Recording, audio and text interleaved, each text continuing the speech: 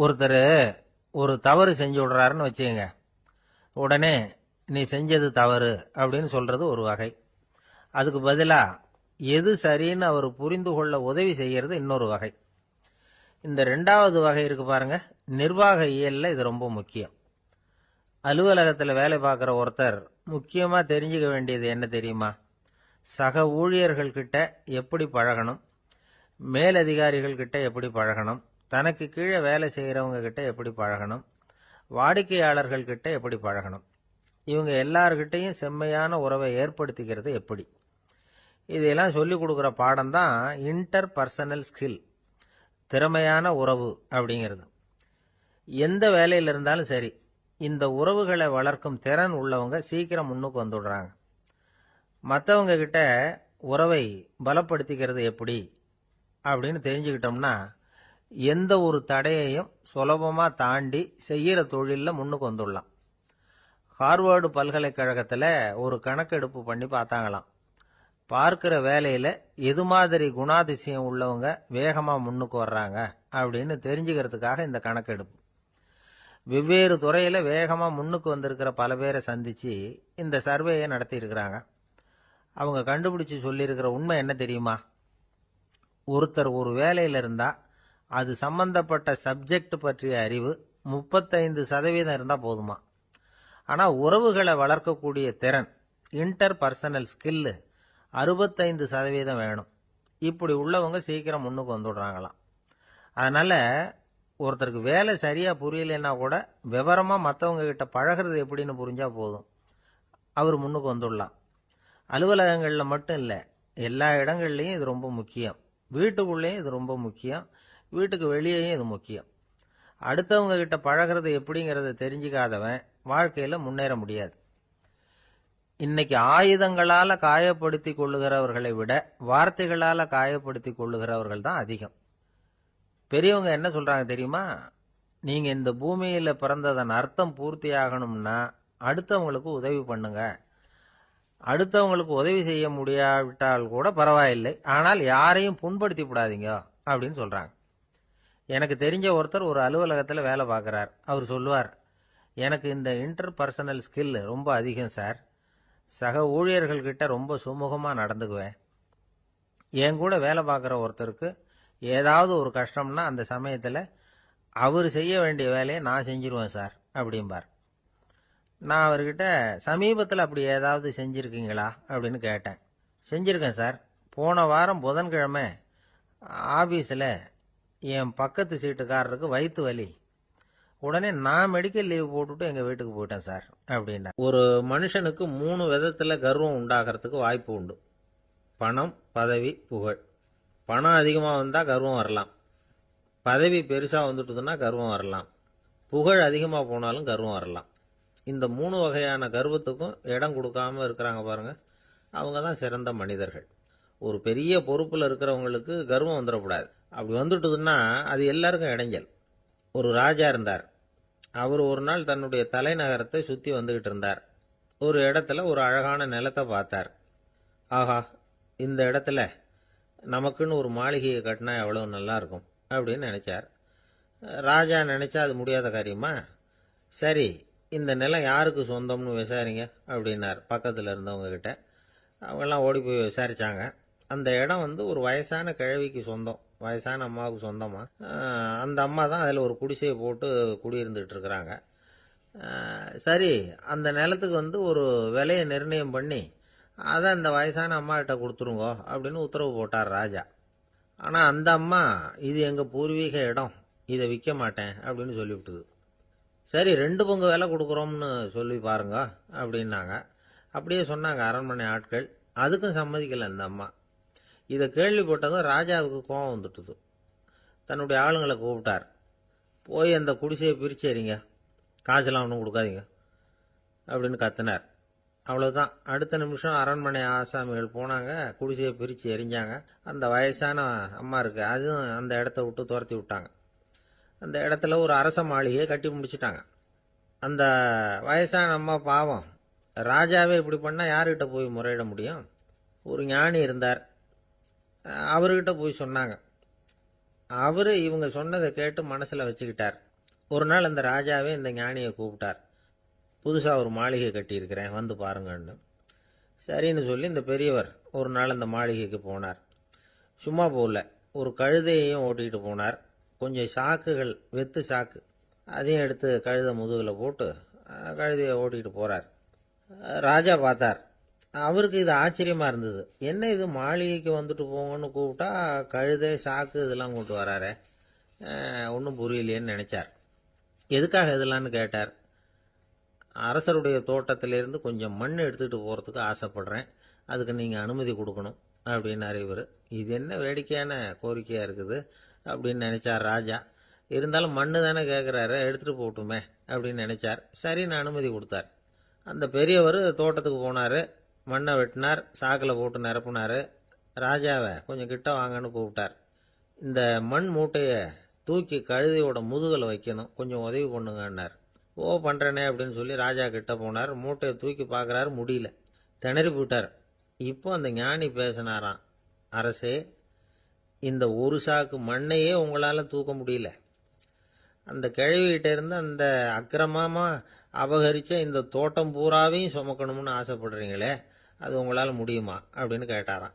ராஜா யோசனை பண்ண ஆரம்பித்தார். தன்னுடைய செயலுக்காக வருத்தப்பட்டாராம். அந்த வயசான அம்மாவை உடனடியாக வரவழைச்சார். தாயே, தப்பு பண்ணிட்டேன், என்னை மன்னிச்சுக்குங்க, இன்னையிலேருந்து இந்த மாளிகையும் தோட்டமும் உங்களுக்கு தான் சொந்தம் அப்படின்னு சொல்லிவிட்டாராம்.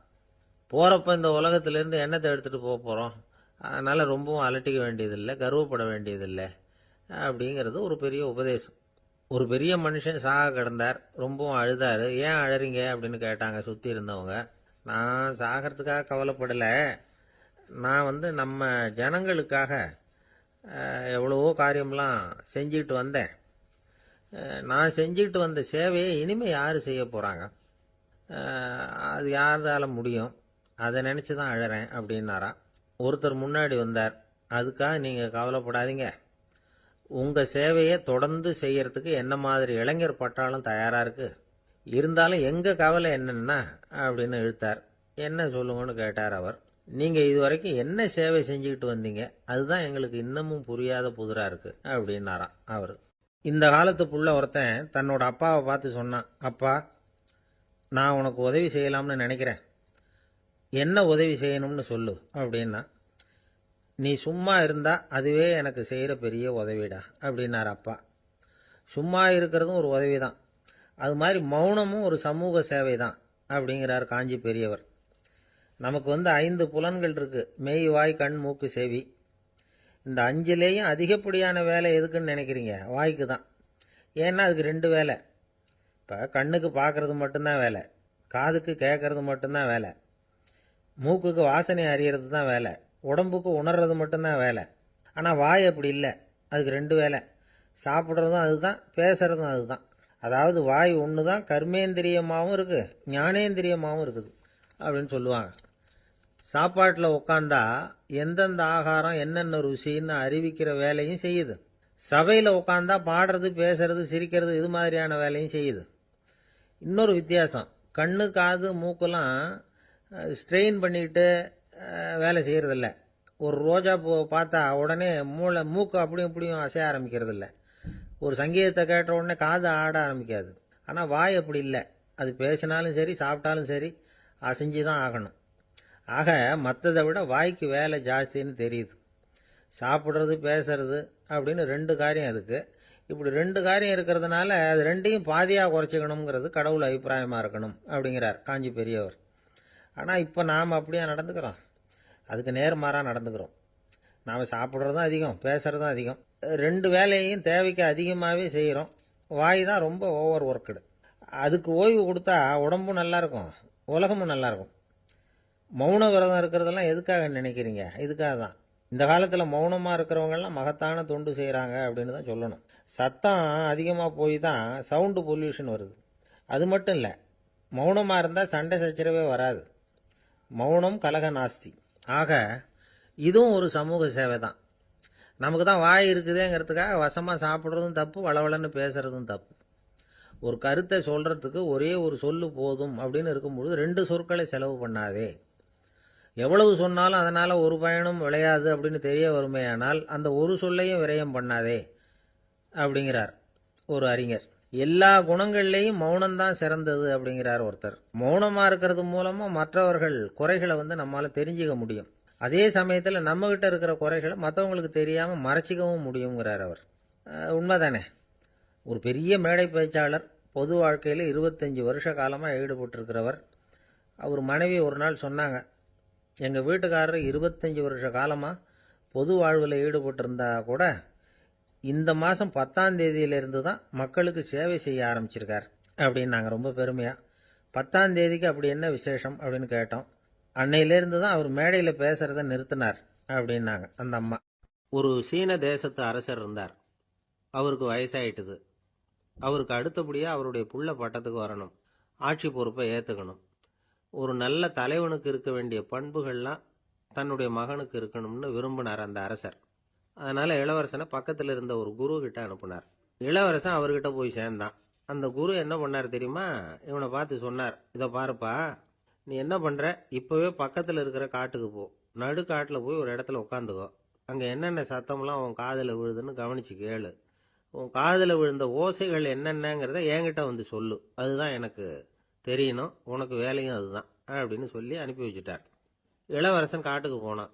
குரு சொன்னபடியே ஒரு இடத்துல உட்காந்து கவனித்து கேட்டான். அதுக்கப்புறம் குரு கிட்ட திரும்பி வந்தான். என்னென்ன சத்தம்லாம் கேட்ட அப்படின்னு கேட்டார் குரு. குருவே, காட்டில் நான் பறவைகள் சத்தம்லாம் கேட்டேன், மிருகங்களின் ஓசையையும் கேட்டேன், இதை தவிர இடி மின்னல் மழை இதுகளோட சத்தத்தையும் கேட்டேன் அப்படின்னா. குரு யோசனை பண்ணார், நீ இன்னமும் சரியாக கேட்கல, அதனால் மறுபடியும் காட்டுக்கு போ, கொஞ்ச நாள் தங்கியிருந்து கேட்டுட்டு வா அப்படின்னார். இளவரசனுக்கு ஒன்றும் புரியல.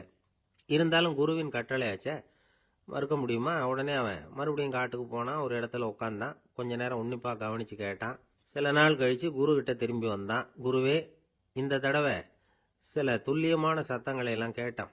தேனி பறக்கிற சத்தம், நீரோடையின் மெல்லிய ஓசை, இதெல்லாம் கேட்டேன்னா. குரு சிரிச்சார். நீ மறுபடியும் காட்டுக்கு போ, இன்னும் சில நாள் அங்கே இரு, முழுமையாக கவனமாக கேட்டுக்கிட்டு வா அப்படின்னு சொல்லி அனுப்பி வச்சுட்டார். இளவரசனுக்கு குழப்பம் அதிகமாயிட்டுது. ஒன்றுமே புரியல. மறுபடியும் காட்டுக்கு போனான். மௌனமாக ஒரு இடத்துல உட்காந்துட்டான். அப்படியே தியானத்தில் ஆழ்ந்துட்டான். சில நாளில் அவனுக்கு இதுவரை கேட்காத ஓசைகள்லாம் கேட்க ஆரம்பிச்சிட்டுது. இதைத்தான் நான் கேட்கணும்னு என்னுடைய குரு எதிர்பார்த்துருக்கிறாருங்கிறத புரிஞ்சுக்கிட்டான். உடனே குரு கிட்ட ஓடனான். குருவே, இந்த தடவை காதுகளுக்கு கேட்க முடியாத சில ஓசைகளை கூட என்னால் உணர முடிஞ்சுது. பூ மலருகிற ஓசை, சூரியனால பூமி சூடாகிறப்போ எழுகிற ஓசை, காலை பனித்துளி இந்த புல்லுலாம் குடிக்கிற ஓசை, இது எல்லாம் என்னால் நல்லா கேட்க முடிஞ்சுது அப்படின்னா. குருவுக்கு இப்போதான் திருப்தி ஏற்பட்டுதான். இளவரசனை பார்த்து சொன்னார், இதை பாருப்பா, இப்போதான் நாட்டை ஆளுகிற தகுதி உனக்கு வந்திருக்குது அப்படின்னு சொல்லி அதுக்கு விளக்கமும் கொடுத்தாராம். எந்த அரசன் தன்னுடைய மக்களின் இதயம் பேசுகிற மௌன மொழியை, மௌன வார்த்தைகளை கேட்குறானோ அவன்தான் ஆள தகுதி உள்ளவன்.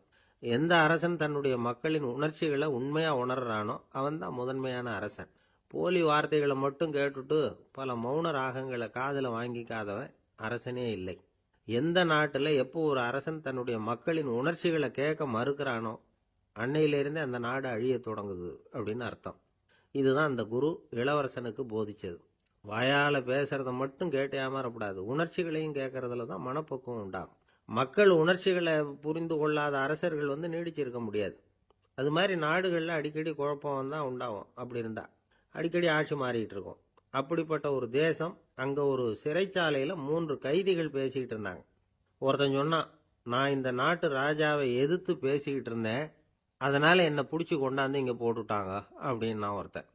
இன்னொருத்தன் சொன்னான், நான் இந்த நாட்டு ராஜாவை ஆதரித்து பேசிக்கிட்டு இருந்தேன், அதனால் என்னை பிடிச்சி கொண்டாந்து இங்கே தள்ளிவிட்டாங்க அப்படின்னா. அது சரி, நீ என்ன தப்பு பண்ண அப்படின்னு சொல்லி 3வது ஆளை பார்த்து இவங்க கேட்டாங்க. அதுக்கு அந்த ஆள் சொல்கிறான், நான் தான் இந்த நாட்டு ராஜா அப்படின்னா. ஒரு ஊரில் ஒரு பெரிய ஞானி இருந்தார். அவர் படுக்கையில் இருந்தார். இன்னும் கொஞ்ச நேரம்தான் அவர் இந்த உலகத்தில் இருக்க போகிறார். அவரை சுற்றி ஏகப்பட்ட கூட்டம். ஏற்கனவே அவருடைய உபதேசங்களை கேட்டவங்க பல பேர் அவரை சுற்றி நிற்கிறாங்க. அந்த ஞானி மெதுவாக கண்ணை திறந்து பார்க்குறார். எல்லாரும் அவருடைய கடைசி வார்த்தையை கேட்கறதுக்காக அவளோட காத்துக்கிட்டு இருக்கிறாங்க. அந்த ஞானி மெதுவாக பேச ஆரம்பித்தார். நான் என்னுடைய வாழ்நாள் பூராவும் உங்களுக்கு நிறைய போதனைகள் சொல்லிக்கிட்டு இருக்கிறேன். பேரானந்தம், மகிழ்ச்சி, தியானத்தன்மை, இதை பற்றியெல்லாம் சொல்லியிருக்கிறேன். இப்போ நான் வேற ஒரு கரைக்கு போய்கிட்டு இருக்கிறேன். நான் இனிமேல் இந்த கரையில் இருக்க மாட்டேன். நீங்கள் நான் சொன்னதையெல்லாம் கேட்டீங்க, ஆனால் எதையும் நீங்கள் நடைமுறைப்படுத்தி பார்க்கல. எல்லாம் கேட்டதோட சரி, அதோட விட்டுட்டீங்க. அப்புறம் அதை தள்ளி போட்டுக்கிட்டே வந்துட்டீங்க. மேலும் அதை தள்ளி போடுறதுல எந்த பிரயோஜனமும் கிடையாது. இப்போ நான் போய்கிட்டு இருக்கிறேன், உங்களில் யாராவது என்னோட வர்றதுக்கு தயாரா அப்படின்னு கேட்டார். அவ்வளவுதான், யாரும் வாயை திறக்கல. ஒரே மௌனம், சத்தமே இல்லை. ஒருத்தர் பார்த்துக்கிட்டே நிற்கிறாங்க. அந்த கூட்டத்தில் ஒரு ஆள் அந்த ஞானி கூடவே 40 வருஷத்துக்கு மேலே இருந்திருக்கிறான். அவனும் வாயை திறக்காம இன்னொருத்தன் முகத்தை பார்த்துக்கிட்டே நிற்கிறான். இந்த சமயத்தில் பின்னாடி நின்றுகிட்டு இருந்த ஒருத்தன் கையை தூக்கினான். ஞானி அவனை பார்த்தார். சரி, ஒருத்தனுக்காவது நம்மோட வர்றதுக்கு தைரியம் இருக்குது அப்படின்னு நினைச்சார். ஆனால் அந்த ஆள் என்ன சொன்னான் தெரியுமா? ஐயா, நீங்கள் கேட்குறப்போ நான் உடனே எழுந்திருக்கல, கையை மட்டும்தான் தூக்கினேன். என்ன காரணம்னா, நான் எப்படி அடுத்த கரைக்கு வந்து சேர்றதுங்கிறத தெரிஞ்சுக்கிறதுக்காகத்தான். அந்த விவரத்தை மட்டும் இப்போ உங்ககிட்ட இருந்து நான் தெரிஞ்சுக்க ஆசைப்படுறேன். ஏன்னா இப்போ நான் உங்கள் கூட வர்றதுக்கு தயாராக இல்லை. எவ்வளவோ காரியங்களை நான் இன்னும் இங்கே முடிக்க வேண்டி இருக்குது. வீட்டுக்கு ஒரு விருந்தினர் வந்திருக்கிறார். என்னுடைய இளைய மகனுக்கு கல்யாணம் பண்ணி வைக்கணும். அதனால் இன்னைக்கு உங்கள் கூட வர முடியாது. அது மட்டும் இல்லை, இப்போ உங்கள் கூட அடுத்த கரைக்கு வந்தால் திரும்பி வர முடியாதுன்னு வேற சொல்கிறீங்க. அதனால் இப்போ நான் வரல. இன்னொரு நாள் நிச்சயமாக நான் வர்றேங்க, வந்து உங்களை சந்திக்கிறேன். அதனால் இப்போ நீங்கள் இன்னொரு தடவை எங்களுக்கு விளக்கமாக சொல்லணும். ஏற்கனவே பல தடவை சொல்லியிருக்கிறீங்க. தயவு பண்ணி இப்போ ஒரு தடவை சொன்னீங்கன்னா சௌரியமாக இருக்கும். அந்த அடுத்த கரையை அடையிறது எப்படி? இப்போ ஒரு தடவை அதை விளக்கமாக சொல்லிட்டீங்கன்னா நல்லா ஞாபகப்படுத்திக்குவேன். அது சரியான சமயம் வர்றப்போ இது எனக்கு உதவியாக இருக்கும் அப்படின்னு நானா. ஆனால் உண்மை என்ன தெரியுமா? அந்த சரியான சமயம் வரவே இல்லை அப்படிங்கிறது தான் உண்மை. இப்படி அந்த கதை முடியும். இந்த கதை அந்த ஒரு ஆளுக்கு மட்டும் இல்லை, கிட்டத்தட்ட எல்லாருக்குமே அது பொருந்தும் அப்படிங்கிறாங்க விவரம் தெரிஞ்சவங்க. எல்லாருமே அந்த சரியான தருணத்துக்காகத்தான் காத்துக்கிட்டு இருக்கிறாங்களாம்.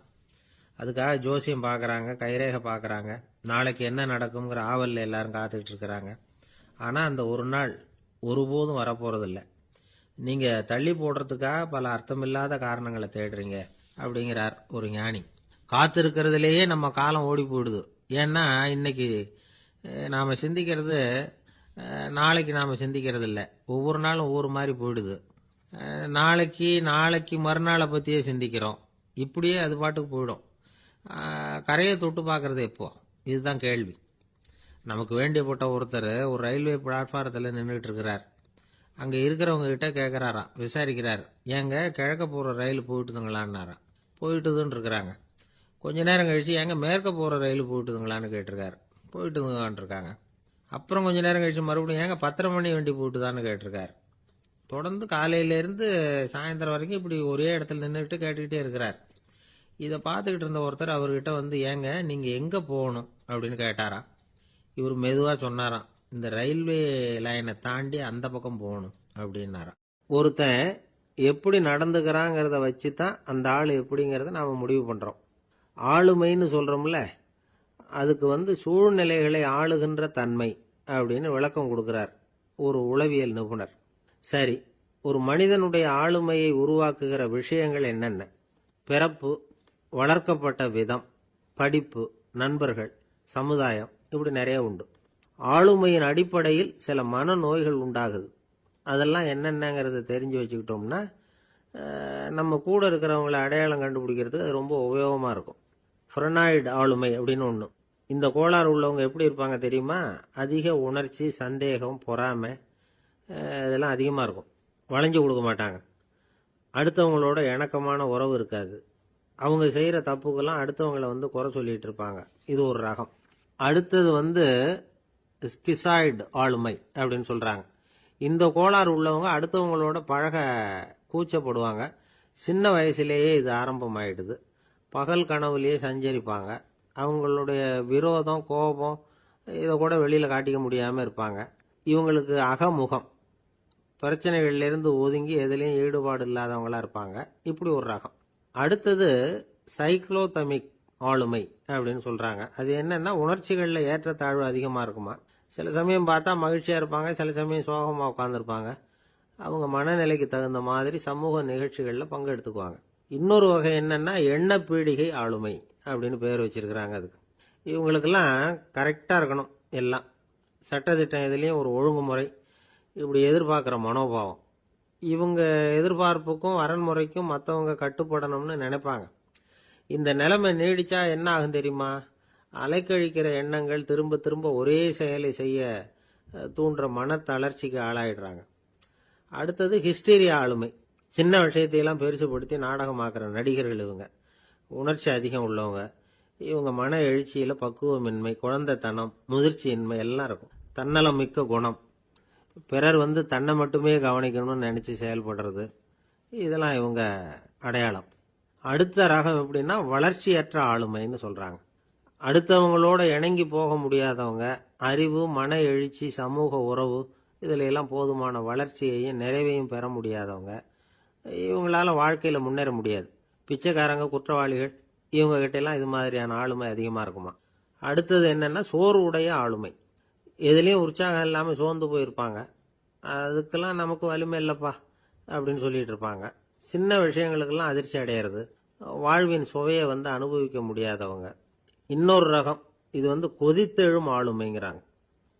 எதுக்கு எடுத்தாலும் ஆத்திரம், குரோதம், வன் செயல் இதுல எல்லாம் ஈடுபாடு இப்படி உள்ளவங்க. நத்தை வகை ஆளுமை அப்படின்னு ஒண்ணு. அடுத்தவங்க மேல விரோதம் இருக்கும், அடிக்கணுங்கிற எண்ணம் இருக்கும். ஆனா அதை அப்படியே வெளியில காட்டாம அதே சமயம் அமைதியான முறையில வெறுப்பை வெளிக்காட்டுற ரகம். இவங்கெல்லாம் பேசாம கம்முன்னு இருந்துகிட்டே நினைச்சதை நிறைவேற்றிக்கிறவாங்க. முன்ஜாக்கிரதை ஆளுமை அப்படின்னு ஒரு ரகமா. பாதுகாப்பின்மை, சந்தேகம், முழுமையின்மை, அறவேக்காட்டுத்தனம் இந்த மனப்போக்கு அதிகமா இருக்கிறதுனால அகம்பாவம், புடிவாதம், எச்சரிக்கை எல்லாம் அளவுக்கு மீறி இருக்கும். இதுவரைக்கும் நாம பேசிக்கிட்டு இருந்த ஆளுமை பண்புகள் அளவுக்கு அதிகமா போயிட்டுதுன்னா ஆளுமை கோளாறுகள் ஏற்படும். அதன் அடிப்படையில் மனவியாதிகள் வருமா. அதனால இணக்கமான, எல்லாரும் விரும்புகிற இயல்பான ஆளுமையை பெறுவதற்கு நாம முயற்சி செய்யணும் அப்படிங்கிறது மனோதத்துவ நிபுணர்களுடைய ஆலோசனை. ஒருத்தர் ஒரு மனோதத்துவ டாக்டரை தேடிட்டு வந்தாராம். டாக்டர், எனக்கு மனசுல ஏதோ வியாதி, ஆளுமை கோளாறு, அதாவது எனக்கு சீக்கிரமா செத்து போனா தேவையில்லைன்னு தோணுது அப்படின்னாராம். உடனே அந்த டாக்டர், சரி அப்படின்னா இங்கே இருங்க, நான் வைத்தியம் பார்க்கறேன் அப்படின்னு. ஒரு நண்பர், அவர்கிட்ட பேசிக்கிட்டு இருந்தேன். மனித உறவுகள் பற்றி அவர் சொல்லிட்டு இருந்தார். அமெரிக்காவில் தந்தை மகன் உறவு எப்படி இருக்கு அப்படிங்கிறத விளக்கறதுக்கு அவர் ஒரு கதையை சொன்னார். ஒரு அப்பா பகல் பூராவும் அலுவலகத்தில் வேலை, ஓடி ஆடி உழைச்சிக்கிட்டு களைச்சி போய் ராத்திரி 10 மணிக்கு மேலே வீடு திரும்பினான். வீட்டு வாசல்ல அவரோட மகன் காத்துக்கிட்டு இருக்கிறான். இன்னமும் தூங்கலை. அப்பா வாசல்லையே தடுத்து நிறுத்தி, அப்பா உனக்கு சம்பளம் எவ்வளவு அப்படின்னு கேட்குறான். ஏற்கனவே ஆஃபீஸ் பிரச்சனைகளால் அழுத்து போய் திரும்புகிற அப்பாவுக்கு கோவம் வந்துடுது. என்னடா இப்படிலாம் கேளுன்னு உங்கள் அம்மா உனக்கு சொல்லி கொடுத்தாளா அப்படின்னு சொல்லிட்டு உள்ளே போய் சட்டையை கட்டி மாட்டிவிட்டு குளிச்சுவிட்டு மறுபடியும் வெளியில் உடையை மாற்றுகிற சமயம் அப்போ மறுபடியும் மகன் உள்ளே நிற்கிறான் அவர் முன்னாடியே. அப்பா உனக்கு எவ்வளவு சம்பளங்கிறான் மறுபடியும். அப்பாவுக்கு எரிச்சல் அதிகமாயிட்டுது. மணிக்கு $20 போதுமா அப்படின்னார். அப்படின்னா எனக்கு ஒரு $10 தர முடியுமான்னா மகன். இதுக்கு தான் என் சம்பளம் எவ்வளவுன்னு கேட்டியா? 2ஆம் வகுப்பு படிக்கிற உனக்கு எதுக்குடா $10 அப்படின்னு கத்திவிட்டு தொலைக்காட்சி பெட்டியின் முன்னாடி போய் உட்காந்துக்கிட்டு ஏதோ நிகழ்ச்சியை பார்க்க ஆரம்பிச்சுட்டார். கொஞ்ச நேரம் கழிச்சு மறுபடியும் மகன் நிற்கிறான். அப்பா ப்ளீஸ் எனக்கு ஒரு $10 கொடுக்க முடியுமா? மகனுடைய கண்களில் கண்ணீர். என்னடா அவன் கண்ணீரை காட்டி காரியம் சாதிக்கலாம்னு பார்க்குறியா? ஒரு காசு கூட கொடுக்க மாட்டான் போ அப்படின்னு விரட்டி விட்டான். மகன் கண்ணீரை தொடச்சிக்கிட்டே கண்ணை தொடச்சிக்கிட்டு பேசாமல் போய் படுத்துக்கிட்டானா. கொஞ்ச நேரம் ஆச்சு. அப்பாவோட கோபம் கொஞ்சம் கொஞ்சமாக குறைஞ்சிது. பிள்ளைகிட்ட கோபமாக கத்துனது தப்பு தாங்கிறது புரிஞ்சுது அவனுக்கு. எழுந்திரிச்சு போனான், படுக்கை இறக்கி போனான். மகனை பார்த்தான். அவன் தலையணையை கட்டி பிடிச்சிக்கிட்டு அழுதுகிட்டு இருக்கிறான். அவனை மெல்ல நெருங்கி அவங்ககிட்ட எதமாக பேசுறதுக்கு ஆரம்பிச்சானான். எதுக்குடா உனக்கு $10 பள்ளிக்கூடத்தில் கேட்டாங்களா அப்படின்னு கேட்டானான். மகன் சொல்லியிருக்கான், இல்லை டாடி, உனக்கு 1 மணி நேரம் சம்பளம் $20ன்னு சொன்னேன். நீ ஏற்கனவே எனக்கு கொடுத்த பாக்கெட் மணி $10 என்கிட்ட இருக்கு. இப்போ நீ இன்னொரு $10 கொடுத்தீங்கன்னா அதையும் சேர்த்து $20 ஆகிடும். அந்த $20 நான் உனக்கு கொடுத்துருவேன். அப்படி கொடுத்தா நீ என் கூட 1 மணி நேரம் செலவழிப்ப இல்லையா? அதுக்காக தான் $10 கேட்டேன் அப்படின்னு சொன்னானான். அந்த அப்பா கண்ணு கலங்கி போச்சான். ஆதரவோட தன்னுடைய மகனை கட்டி பிடிச்சி அழ ஆரம்பிச்சுட்டாராம். இதுதான் நண்பர் சொன்ன கதை. அமெரிக்கா மட்டும் இல்லை, உலகம் பூராவும் இன்னைக்கு மனித உறவுகள் இப்படி தான் மாறிட்டு இருக்கு. பெரியவர்கள் அறிவுரை என்ன தெரியுமா? உங்கள் குழந்தைகளிடமிருந்து குழந்தை பருவத்தை பிரித்து விடாதீர்கள் அப்படிங்கிறது தான். அதாவது இன்றைய குழந்தைகள் தங்கள் பிருந்தாவனத்தை இழந்து விடுகிறார்கள் அப்படிங்கிறது அவங்களுடைய கருத்து. இந்த நிலைக்கு நாம காரணமா இருந்துடக்கூடாது. குழந்தைகளோட விளையாடுவோம், குடும்பத்தோட உறவாடுவோம் அப்படிங்கிறது தான் நம்முடைய நோக்கமாக இருக்கணும். இன்றைய உறவு முறைக்கு இன்னொரு உதாரணம் சொல்லுவாங்க. ஒருத்தர் வந்தாராம், அவர் பக்கத்தில் ஒரு சின்ன பையன். நாம் அவரை விசாரிக்கிறோம், யார் இந்த பையன் அப்படின்னா அவர் சொல்கிறார், இவன் எனக்கு தூரத்து உறவு அப்படின்னாராம். இந்த தூரத்து உறவுன்னா எப்படின்னு இருக்கான். இதுக்கு அவன் சொல்லியிருக்கிறான், இவன் எங்கள் அப்பாவுக்கு 8வது புள்ள அப்படின்னு.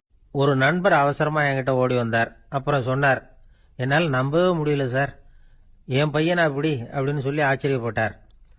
உங்கள் பையன் அப்படி என்னதான் செஞ்சுட்டான் அப்படின்னு கேட்டேன். என்னால் முடியாத ஒரு காரியத்தை அவன் செஞ்சுட்டான் சார் அப்படின்னார். அது என்னன்னு தான் சொல்லுங்களேன். என்ன 5வது வகுப்பில் அவன் ஒரே தடவையில் தேறிட்டான் சார், அதாவது ஒரே அட்டம்ப்டில் பாஸ் ஆகிருக்கான் அப்படின்னார் மூச்சு வாங்க. கஷ்டப்பட்டு பரீட்சை எழுதுனது அவன், இவருக்கு ஏன் மூச்சு வாங்குது? நம்மால் செய்ய முடியாத ஒரு காரியத்தை இன்னொருத்தர் செய்யும் பொழுது அது நமக்கு ஆச்சரியமாக இருக்குது. சர்க்கஸ் பார்க்குறோம், ஒருத்தர் அந்த இடத்துல தொங்குறார், அது நமக்கு ஆச்சரியம். ஏன்னா அது நம்மால் முடியாத காரியம். நம்மால் முடியாத ஒன்றை அடுத்தவர் எளிதாக செய்யும் பொழுது நாம் மருள்வது இயற்கை. இதை தான் தொல்காப்பியம் மருட்கை அப்படின்னு சொல்லுது. இந்த வியப்பு இருக்குதே, இது 4 வகையில் ஏற்படுறதாக தொல்காப்பியம் சொல்லுது. அது என்ன 4 வகை? முதல் வகை எப்படின்னா, புதுமையான அரிய செயல்களை செய்கிறது. 2வது வகை என்னன்னா, பெரும் செயல்களை செய்கிறது. 3வது வகை என்னன்னா, மிக நுட்பமான செயல்களை செய்கிறது. 4வது வகை என்னன்னா, ஆக்கம் தரும் செயல்களை செய்கிறது. புதுமை, பெருமை, சிறுமை, ஆக்கமோடு மதினம் சாலா மருட்கை 4 அப்படிங்கிறது தொல்காப்பியம். இன்னைக்கு விஞ்ஞானம் புதுசு புதுசாக எதையோ கண்டுபிடிக்குது. ஆரம்பத்தில் அது ஆச்சரியமா இருக்கு, அப்புறம் அது நமக்கு பழகி போடுது. வானொலி பெட்டி புதுசாக வந்தப்போ ஒரு பெட்டி பேசுதுங்கிறது எவ்வளவு பெரிய ஆச்சரியம். இப்போ யாரும் அதை ஆச்சரியமா பார்க்கறதில்ல. மதினம் சாலா மருட்கை அப்படின்னு ஒரு சொற்றொடர் வருது பாருங்க, அதில் கருத்தாழம் உண்டு. எதை பற்றியும் போதுமான அளவு புரிந்து கொள்ளாத போது ஒருத்தர் ஆச்சரியப்படுறார். புரிந்து கொண்ட பிறகு ஆச்சரியம் மறைஞ்சு போடுது. மிக நுட்பமான செயல்களும் நம்ம ஆச்சரியப்பட வைக்கும். ஒரு அரிசியில் ஒரு திருக்குறள் எழுதி காட்டுறாங்க, ஒரு முட்டை ஓட்டுக்குள்ள ஓவியம் தீட்டி காட்டுறாங்க. கருங்கல் சிற்பங்களில் எவ்வளவு நுட்பமான வேலைப்பாடுகளை எல்லாம் பார்த்து ஆச்சரியப்படுறோம். இது மாதிரி ஆக்கப்பூர்வமான அரிய செயல்களை செய்யறது கூட வியப்பை உண்டு பண்ணும்.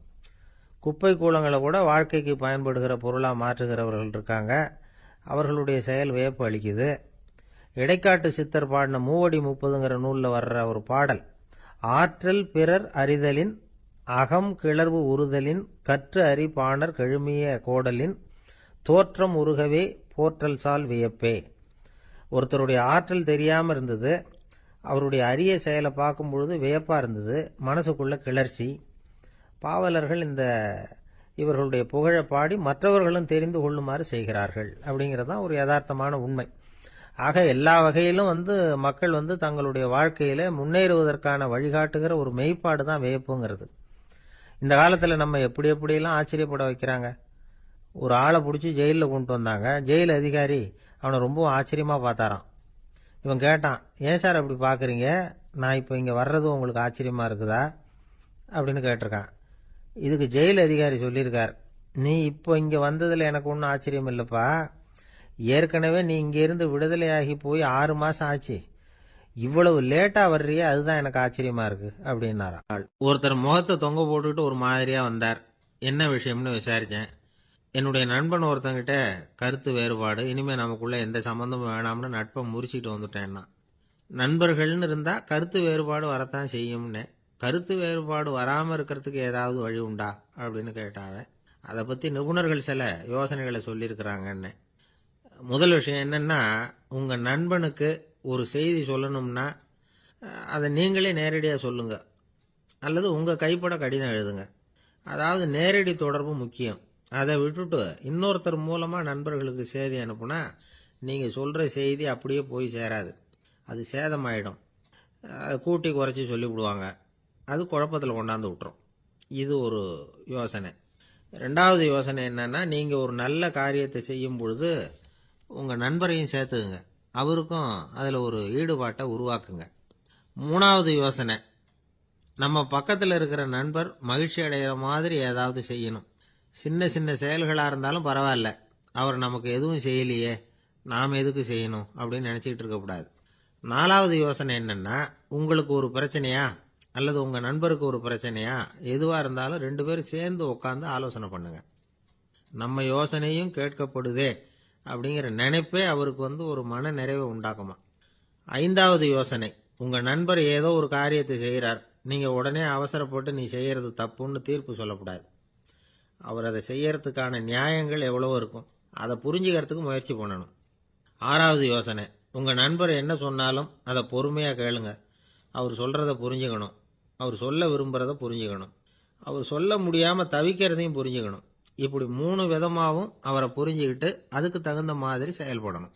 7வது யோசனை என்னன்னா, உங்க நண்பர் உங்ககிட்ட ஏதோ ஒரு கருத்தை சொல்றார், அது உங்களுக்கு பிடிக்கல, அதுக்காக உடனே நீ சொல்றது சரியில்லை, நான் ஒத்துக்க மாட்டேன் அப்படின்லாம் மறுத்துக்கிட்டு இருக்கக்கூடாது. அவர் சொல்றதை கேட்கணும், பொறுமையா சிந்திக்கணும், அதுக்கப்புறம் பதில் சொல்லணும். இப்படிலாம் நடந்துக்கிட்டா நண்பர்களுக்குள்ள கருத்து வேறுபாடு வர்றதுக்கு வாய்ப்பே இருக்காது அப்படின்னு வல்லுநர்கள் தொகுத்து சொல்லியிருக்கிறாங்க இந்த யோசனைகளை. எனக்கு தெரிஞ்ச சில நண்பர்கள் உண்டு, அவங்களுக்குள்ளேயும் கருத்து வேறுபாடுகள் வராமல் இருக்கிறதுக்கு சில நுட்பங்களை கையாளுறது உண்டு. ஒருத்தர் சொன்னார், அந்த டாக்டர் சின்ன வயசுலேருந்து என் கூட பழகினவர், நாங்கள் 2 பேரும் இணை பிரியாத நண்பர்கள், இருந்தாலும் எனக்கு உடம்பு சரியில்லைன்னா நான் அவர்கிட்ட வைத்தியம் பார்த்துக்க மாட்டேன் அப்படின்னார் ஒருத்தர். ஏன் அப்படின்னு கேட்டேன். எங்கள் நட்பு கெட்டுப்போடக்கூடாது இல்லையா, அதனால தான் அப்படின்னாரு இவர். ஆஃபீஸ் முடிஞ்சு வீட்டுக்கு போகிற சமயத்தில் ஒருத்தர் கடைக்கு போய் ஸ்வீட் வாங்கினார். சரி, வீட்டுக்கு பிள்ளைங்களுக்கு தான் வாங்கிட்டு போகிறார் அப்படின்னு மற்றவங்க நினச்சாங்க. அவர் அப்படி செய்யல. அந்த இடத்துலையே பொட்டலத்தை பிரித்தார், திருட மாதிரி அப்படியே சுற்றி ஒரு தரம் பார்த்துக்கிட்டார். யாரும் தெரிஞ்சவங்க இல்லைங்கிறத முடிவு பண்ணிவிட்டு அவசரமாக அதை அப்படியே போட்டு முழுகிவிட்டு கையை தொடச்சிக்கிட்டு நல்ல புள்ள மாதிரி நடந்து போக ஆரம்பிச்சிட்டார். அவர் யாருன்னா, அவரோட பிரச்சனை எல்லாருக்கும் தெரியாது, சில பேருக்கு தான் தெரியும். அதாவது அவர் உடம்புல சர்க்கரை இருக்குன்னு டாக்டர் சொல்லிவிட்டாராம். அதனால் வீட்டில் சர்க்கரையே இவர் கண்ணில் காட்டுறதில்ல. அதனால் இவர் யார் கண்ணிலையும் படாமல் இப்படிப்பட்ட வேலைகள்லாம் செய்கிறது வழக்கம். யாருக்கும் தெரியாமல் இப்படி ஸ்வீட்டை வாங்கி சாப்பிட்டுட்டு அவர் பாட்டுக்கு போயிடுறது. இப்படிப்பட்டவங்களுக்கெல்லாம் கொஞ்சம் ஆறுதலான தகவல் இன்னைக்கு. அது என்னென்னா, நாம் சாப்பிட்ற சர்க்கரைக்கும் நம்ம உடம்புல உள்ள சில கோளாறுகளுக்கும் அப்படி என்ன தான் சம்மந்தம் இருக்குது. இதை பற்றி சமீபத்தில் சில ஆராய்ச்சிகள்லாம் நடந்திருக்குது. ஏன்னா சர்க்கரைன்னாவே விஷம் மாதிரி அதை பார்க்குறவங்களும் சில பேர் உண்டு. சின்ன பிள்ளைங்களுக்கு வயத்தில் பூச்சி உண்டாகிறதுலேருந்து பெரியவங்களுக்கு நீரிழிவு வர்ற வரைக்கும் எல்லாத்துக்கும் சர்க்கரை தான் காரணம்னு சொல்லிகிட்டு இருக்கிறோம். ஆனால் அந்த அளவுக்கு பயப்பட வேண்டிய அவசியம் இல்லை அப்படின்னு சொல்கிறாங்க. சர்க்கரை வியாதி, இருதய நோய், பித்த நீர்ப்பை நோய், இதெல்லாம் சில நோய்கள்லாம் நாம் சாப்பிட்ற சர்க்கரைக்கும் தொடர்பு இருக்குன்னு நினைக்கிறோம். ஆனால் அப்படி சம்பந்தம் உண்டுங்கிறதுக்கு போதுமான அளவுக்கு ஆதாரம் இல்லை அப்படிங்கிறாங்க ஆராய்ச்சியாளர்கள். ஒரே ஒரு சம்பந்தம் தான் உறுதியாக இருக்குதான், அதுவும் இந்த பல் சிதைவு அப்படின்னு இருக்கு இல்லையா, அந்த சர்க்கரை சாப்பிட்றதுக்கும் இந்த பல் சிதைவுக்கும் சம்பந்தம் இருக்குது அப்படிங்கிறத மட்டும் உறுதியாக சொல்கிறாங்க.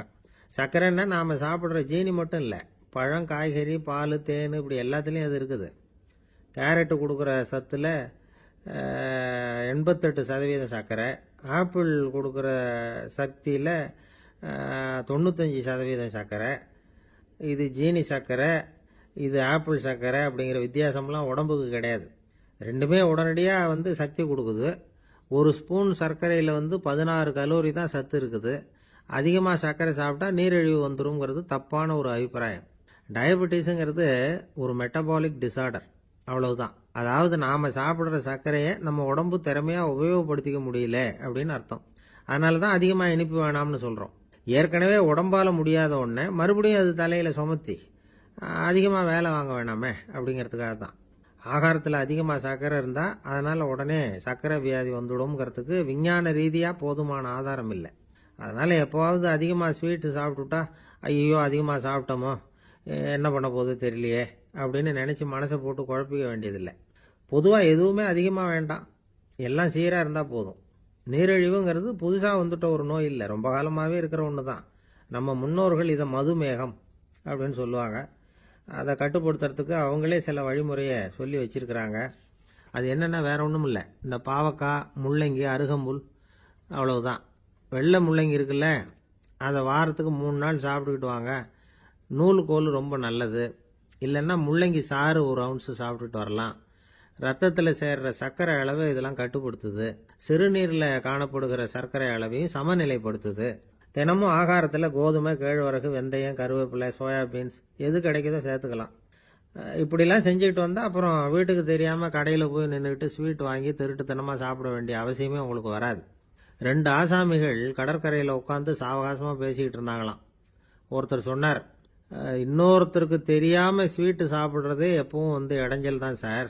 நேற்றுக்கு பாருங்க, அப்படி தான் சாப்பிட்டுக்கிட்டு இருந்தேன், வீட்டுக்காரி கண்ணில் போட்டுவிட்டுது, அதுக்கப்புறம் ஒரே ரகலையாக போச்சு அப்படின்னாராம்.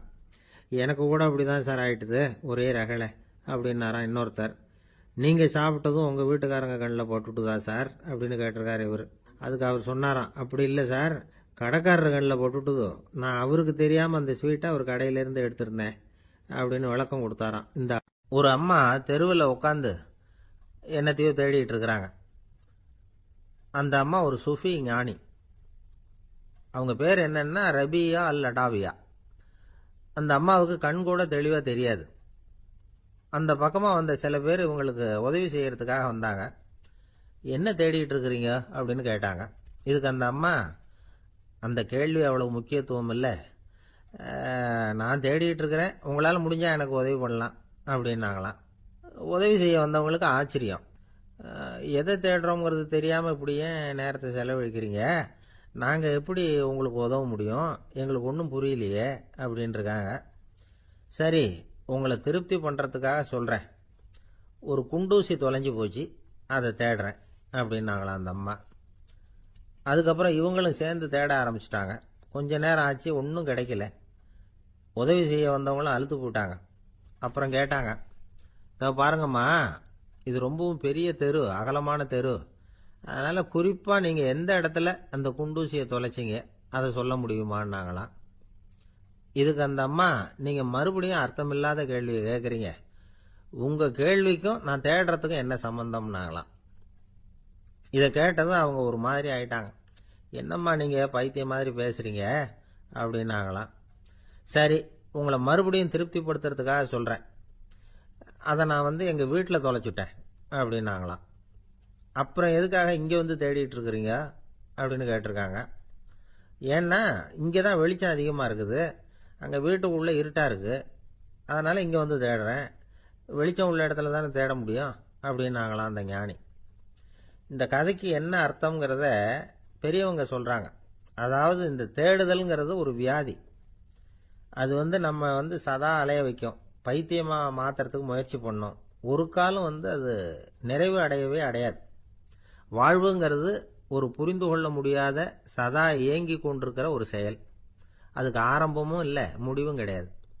எதையோ தேடணும் அப்படிங்கிற உந்துதல் நமக்குள்ளே இருக்கும், ஆனால் குறிப்பாக எதை தேடிட்டு இருக்கிறோம் அப்படிங்கிறது புரியாது.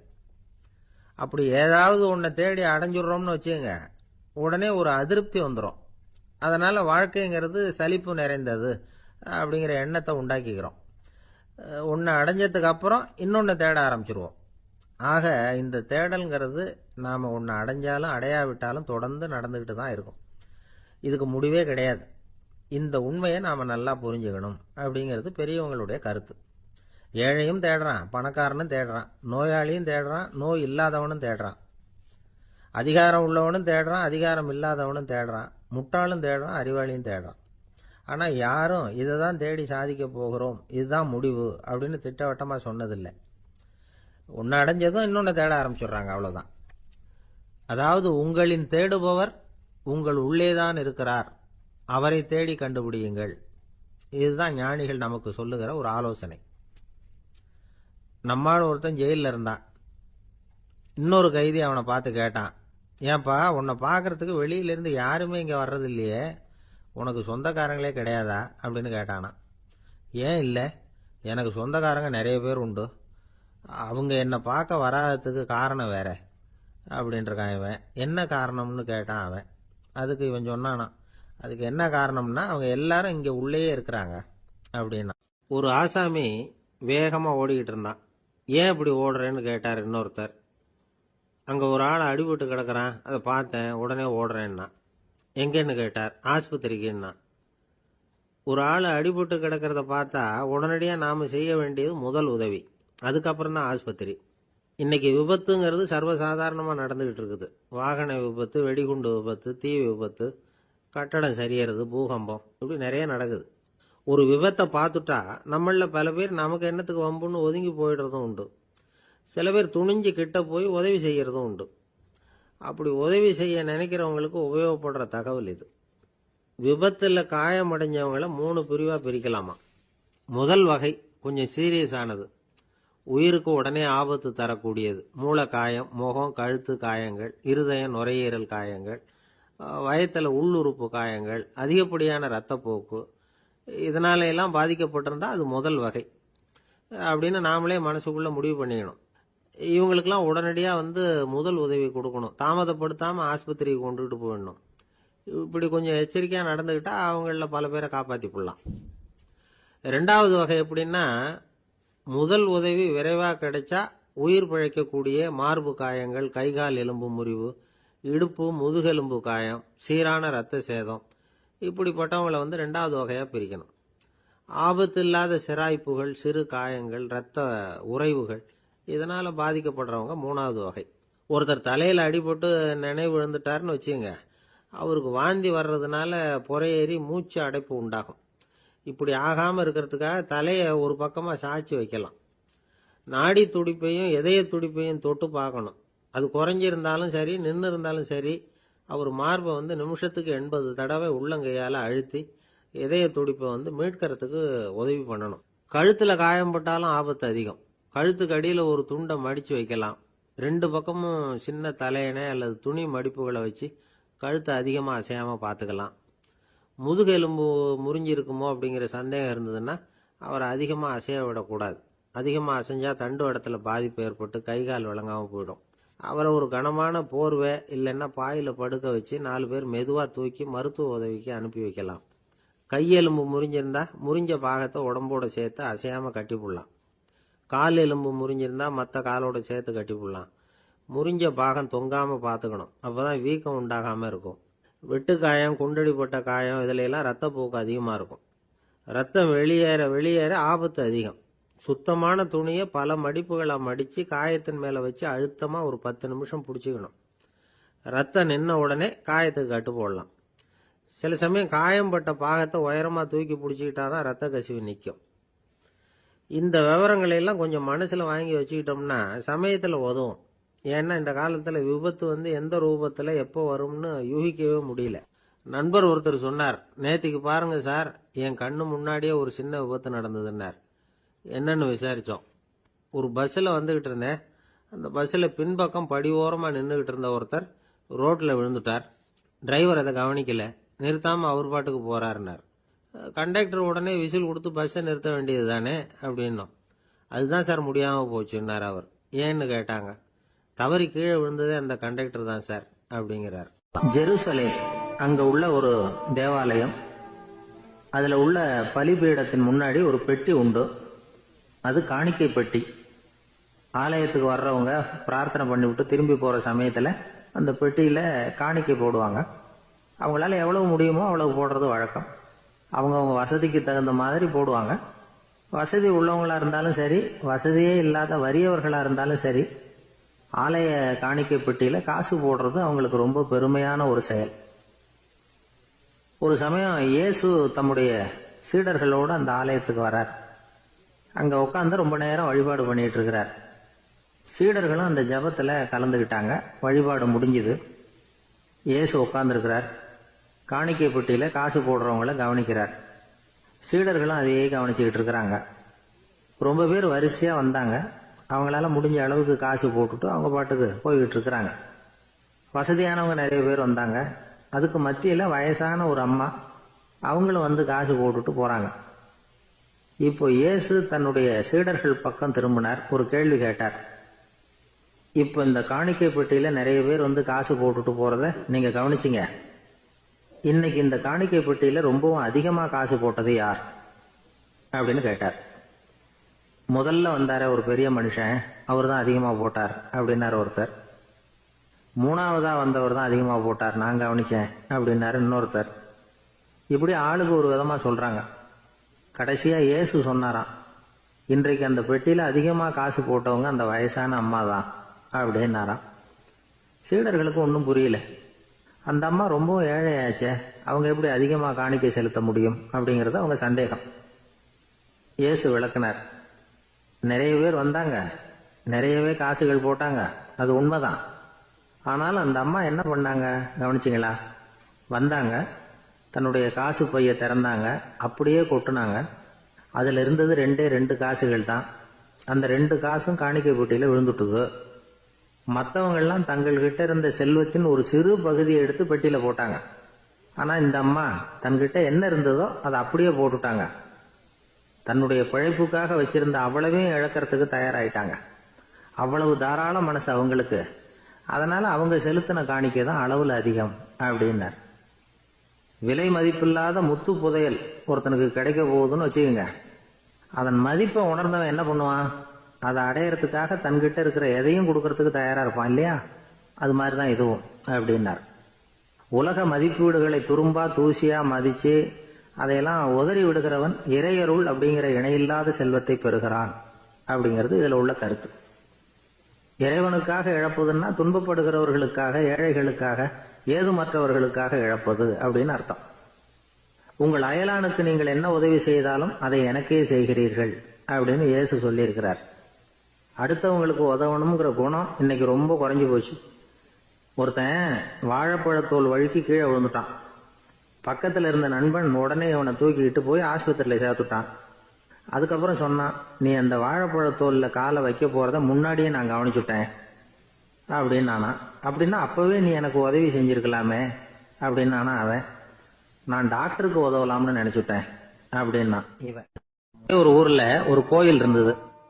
ரொம்ப பழைய கோயில். உள்ள போறதுக்கே பயமா இருக்கும். எந்த நேரத்துல இடிஞ்சு விழுந்துருமோ அப்படிங்கிற பயம். அப்படி இருந்ததுனால யாரும் துணிஞ்சு சாமி கும்பிடுறதுக்கு அங்க போறதில்ல.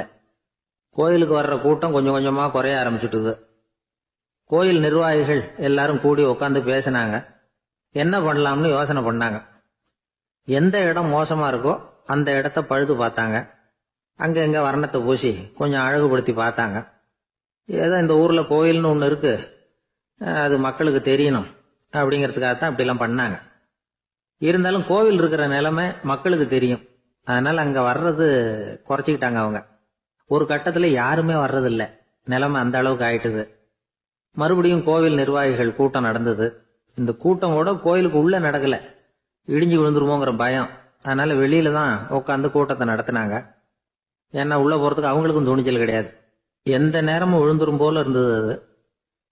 அது வழியா போறவங்க கூட வேகமா அந்த இடத்த கடந்து போக ஆரம்பிச்சிட்டாங்க. கோவில் நிர்வாகிகள் வெளியில உட்காந்து கூட்டம் போட்டாங்க இல்லையா? அந்த கூட்டத்துல 4 தீர்மானங்களை நிறைவேற்றினாங்க. அது என்ன 4 தீர்மானம்னா, முதல் தீர்மானம், இந்த கோவிலை இடிப்பது அப்படிங்கிற முடிவை இந்த கமிட்டி மிகவும் வருத்தத்துடன் ஏற்றுக்கொள்ளுகிறது அப்படின்னு நிறைவேற்றினாங்க. இதுக்கு பதிலா இன்னொரு கோவிலை உடனடியாக கட்டி முடிச்சுடணுங்கிறது 2வது தீர்மானம். 3வது தீர்மானம் என்ன தெரியுமா? பழைய கோவிலின் கதவுகள், அதிலிருந்து பிரிச்சு எடுக்கிற செங்கல், இதையே புது கோவில் கட்டுவதற்கு பயன்படுத்தி கொள்ள வேண்டியது. பழைய கோவில் இருந்த மாதிரியே அதே வடிவத்துல புது கோவிலையும் கட்ட வேண்டியது. பழைய கோவிலின் அஸ்திவாரத்தை அப்படியே வச்சுக்கிட்டு அதுக்கு மேல நாம கோவிலை கட்டிக்க வேண்டியது. இதுதான் 3வது தீர்மானம். இதையும் கமிட்டி முழு மனசோட ஏத்துக்கிட்டது. இது வரைக்கும் சரி. இப்ப அந்த கமிட்டி 4வதா ஒரு முக்கியமான தீர்மானத்தை கொண்டுகிட்டு வந்து அதையும் ஏகமனதா நிறைவேற்றி விட்டது. அது என்ன தீர்மானம்னா, புதிய கோவில் கட்டி முடிக்கிற வரைக்கும் பழைய கோவிலை இடிக்கிறதில்லை அப்படிங்கிற தீர்மானம். எப்படி இருக்குது பாருங்க இது. பழசை இடிக்காத வரையில அதே இடத்துல புதுசா எப்படி கட்ட முடியும்? பல விஷயங்கள்ல நாம நடந்துகிற முறையும் இப்படிதான் இருக்குதான். வாழ்க்கையில முன்னேறணும்னு ஆசைப்படுவோம். அதே நேரத்துல அந்த முன்னேற்றத்துக்கு எது தடையா இருக்கோ அதை விட்டு விடுறதுக்கும் மனசு வராது. வெளிநாட்டுல ஒரு பெரிய விருந்து நடந்துகிட்டு இருந்துதான். எல்லாரும் மது கோப்பையும் கையுமா அலைஞ்சுகிட்டு இருக்கிறாங்க. ஒருத்தர் மட்டும் கையில எதுவும் இல்லாம ரொம்ப நல்ல பிள்ளையா சாதுவா ஒரு ஓரமா தனியா உட்கார்ந்துருக்கிறார். அவர்கிட்ட நெருங்கி வாங்க மது சாப்பிடலாம் அப்படின்னு கூப்பிட்டாங்களாம். என்ன வற்புறுத்தாதீங்க, நான் என் மனசுக்குள்ள உறுதியா தீர்மானம் பண்ணிவிட்டேன் அப்படின்னாராம். என்ன தீர்மானம் பண்ணிருக்கீங்க அப்படின்னு கேட்டிருக்காங்க. ஏற்கனவே முழு போதையில இருக்கும் பொழுது மறுபடியும் மது கோப்பையை தொடறதில்ல அப்படின்னு தீர்மானம் பண்ணிருக்கேன் அப்படின்னாராம். கடற்கரை ஓரமா ஒரு பெரியவர் கையால மணலை கீறிக்கிட்டே உட்கார்ந்துருக்கிறார். என்னத்தையும் தேடிட்டு இருக்கிறது மாதிரி தெரிஞ்சது. மெதுவா கிட்டத்துல போய் என்னத்தை தேடிட்டு இருக்கிறீங்க அப்படின்னு கேட்டோம். அவரு சாவகாசமா நிமிந்து பார்த்து நிம்மதியை தேடிட்டு இருக்கிறேன்னார். நாங்க ஒரு மாதிரி ஆயிட்டோம். இருந்தாலும் சமாளிச்சுக்கிட்டு, சார் மணல்ல கிழிஞ்சல் தான் கிடைக்கும், நிம்மதி கிடைக்காது அப்படின்னோம். சரி, இன்னைக்கு வசமா நம்ம கிட்ட ஒரு ஆள் மாட்டிக்கிட்டார் அப்படின்னு நினைச்சு அவர் பக்கமா போய் உட்காந்துக்கிட்டு கதை சொல்ல ஆரம்பிச்சிட்டோம். ஒரு பெரிய மன்னர் இருந்தார். அவருக்கு எல்லா வசதியும் இருந்தது. இருந்தாலும் ஒரே ஒரு குறை. அது என்னன்னா நிம்மதி இல்லைங்கிற குறை. அரண்மனையில தினமும் கலை நிகழ்ச்சி, நாட்டியம் எல்லாம் நடந்துகிட்டு தான் இருந்தது. இருந்தாலும் நிம்மதி இல்லை. சரி, நிம்மதி எங்க கிடைக்கும் அப்படின்னு தேட ஆரம்பிச்சார். உடனே அதுக்கான முயற்சிகள்ல தீவிரமா இறங்கினார்.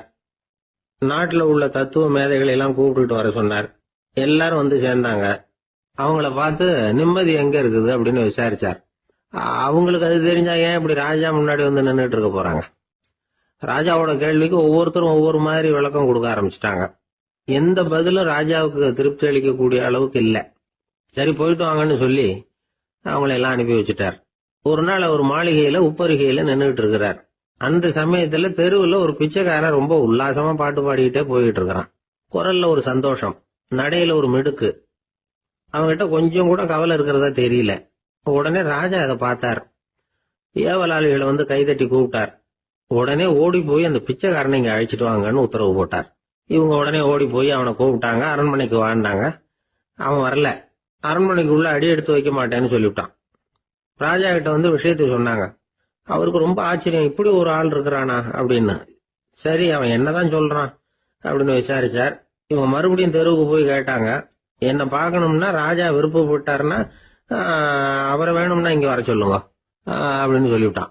அதை ராஜா கிட்ட சொன்னாங்க. அவருக்கு கோபம் வரல. இவ்வளவு சுதந்திர உணர்வோட இருக்கிறவன் சாதாரண ஆளா இருக்க முடியாது அப்படின்னு நினைச்சார். உடனே கிடுகிடுன்னு இறங்கி தெருவுக்கு வந்தார். பிச்சைக்காரங்கிட்ட போனார். நீ கவலைப்படாம சந்தோஷமா பாடிட்டு போறியே, அது எப்படி முடியுது உன்னால அப்படின்னு கேட்டார். ஏன் அப்படி கேக்குறீங்கன்னு அவன், அதுக்கு இல்ல, எனக்கு அரண்மனையில எவ்வளவோ சுகபோகங்கள்லாம் இருக்கு, இருந்தாலும் நிம்மதி இல்ல. இது ஏன்னு எனக்கு தெரியல. இந்த தேசத்துல உள்ள அறிஞர்களை எல்லாம் கூப்பிட்டு கேட்டு பார்த்துட்டேன், அவங்களுக்கும் தெரியல. உன்னை கேட்டா தெரியும்னு நினைச்சேன், அதனாலதான் சந்திக்கிறதுக்கு ஆசைப்பட்டேன். ஆனா நீ வரமாட்டேன்னுட்டியே அப்படின்னார். பிச்சைக்காரன் கடகடன்னு சிரிக்க ஆரம்பிச்சுட்டான். மகிழ்ச்சிக்கும் உங்களுக்கும் தடையா இருக்கிறது இந்த மாளிகை தான். இதை விட்டுட்டு வெளியில வந்துட்டா நிம்மதி தேடிட்டு வந்துரும்னா. நான் அரசன், எனக்குன்னு கடமைகள் இருக்கு, அதையெல்லாம் விட்டுட்டு எப்படி வர முடியும்னார் ராஜா. ரெண்டும் ஒரே நேரத்துல கிடைக்கணுங்கிறது முடியாத காரியம். உங்க சுகபோகத்துக்கு விலையாதான் உங்க நிம்மதியை கொடுத்துக்கிட்டு இருக்கிறீங்க. என்ன பாருங்க, என்கிட்ட எதுவும் இல்ல, அதனால எதுவும் போயிடுமோங்கிற பயமும் இல்ல, நிம்மதியா இருக்கிறேன் அப்படின்னா அவன். ராஜா உடனே சந்தோஷப்பட்டு தன்னுடைய மேலங்கியை எடுத்து அவனுக்கு பரிசா கொடுத்தாரான். அவன் சிரிச்சுக்கிட்டே அதை வாங்க மாட்டேன்னு விட்டானான்.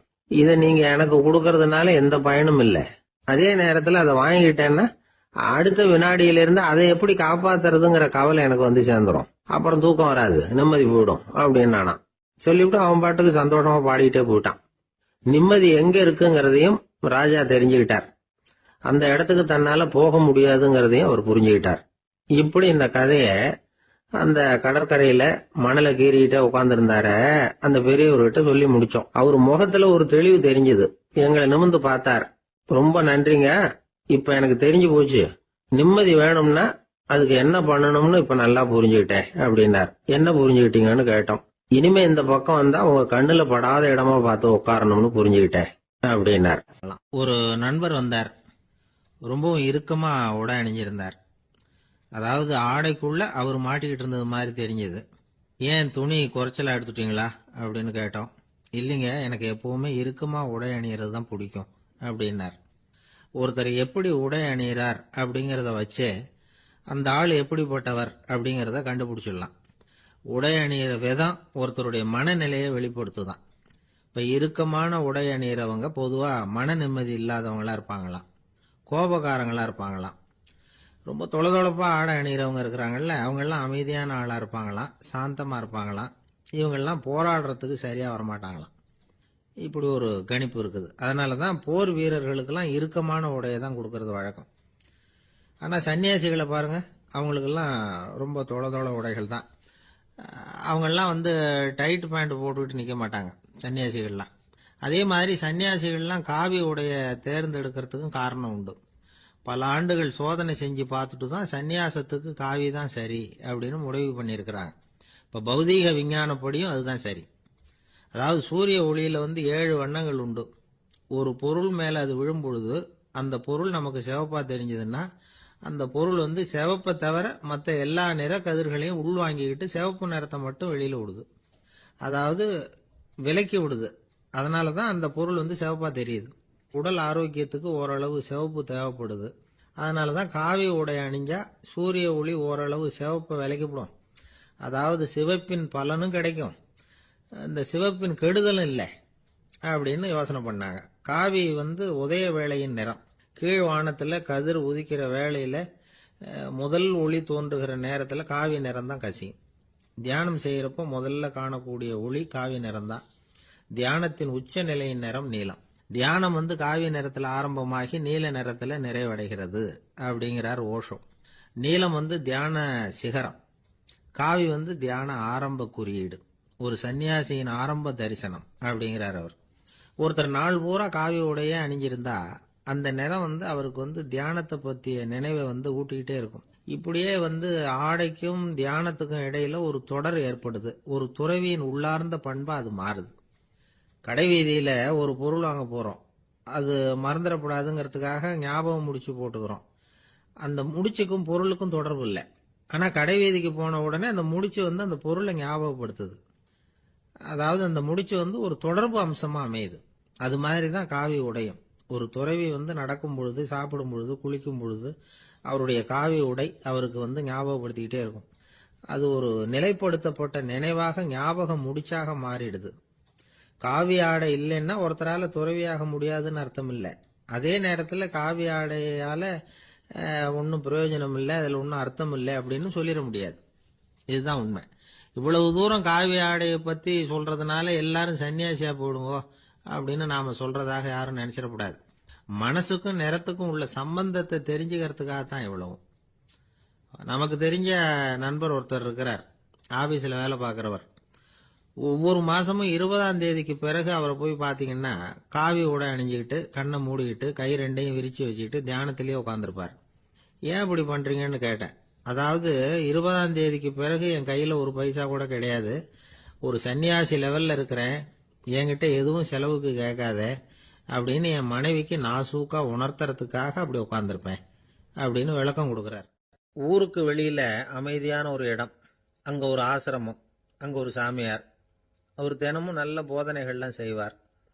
பல பேர் போய் அங்கேயே சில நாள் தங்கி இருந்து அவர் சொல்ற அறிவுரைகளை எல்லாம் கேட்டுக்கிட்டு வர்றது வழக்கம். ஒரு தடவை அவரை பார்த்துட்டு போறதுக்காக 3 வெளியூர் தம்பதிகள் வந்தாங்களாம். அந்த மடத்திலேயே சாப்பிட்டுக்கிட்டு தங்கி இருந்து அவங்களுடைய போதனைகளை கேட்டுக்கிட்டு போகணுங்கிறது அவங்க நோக்கம். காலையில குளிச்சுட்டு பூஜையில உட்கார்ந்தார் அந்த சுவாமி. இவங்களும் குளிச்சுட்டு அந்த பூஜையை பார்க்கறதுக்காக அவர் முன்னாடி உட்கார்ந்தாங்க. பூஜை ஆரம்பமாச்சு.